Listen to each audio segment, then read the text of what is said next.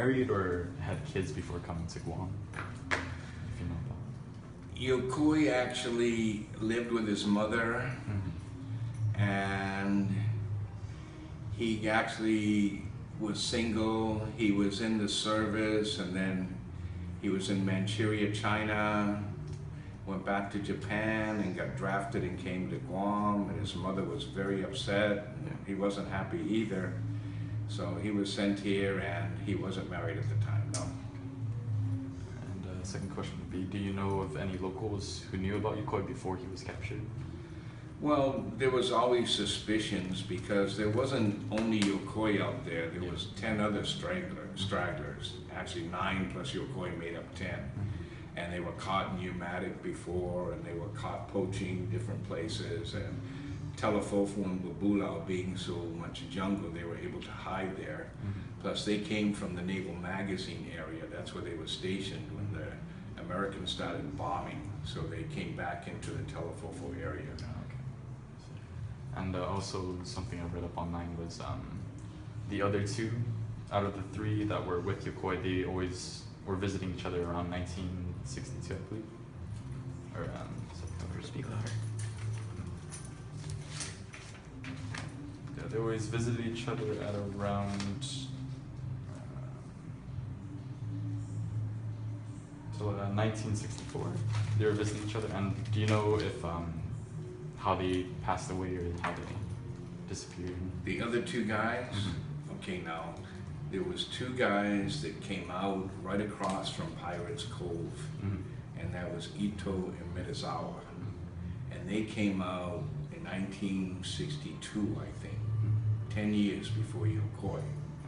And they came back to Guam, and they went to where Yokoi was hiding, and they called for him to come out, but he didn't trust anybody, so he didn't come out. You know, Yokoi was captured, he never surrendered. So the third question would be, what were your thoughts over the whole scenario? I thought it was fantastic to have somebody lost on Guam in the middle of the jungle. You know, Guam is a little dot. It's not like Papua New Guinea or a huge place like the Philippines or Australia.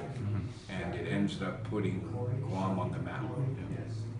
And also the last question would be, what was the local reaction to Yokoi?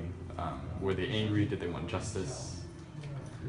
Well, Yokoi was an immediate phenomenon because he hid out for 28 years in the Guam jungle, so he was instantly a celebrity, and there was a lot of controversy about, you know, the war still and this and that, but the Japanese community here was very happy to see him and treated him really well, and he brought publicity to Guam.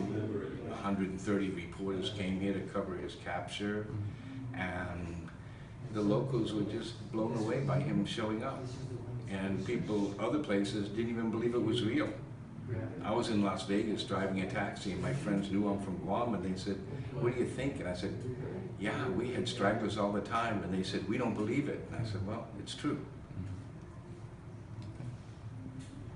That would be pretty much all the questions we have. And maybe there's a lot of different stories online that maybe don't tell us everything. Like, do you know of any facts? There's books on him. I've read them, so I know quite a bit.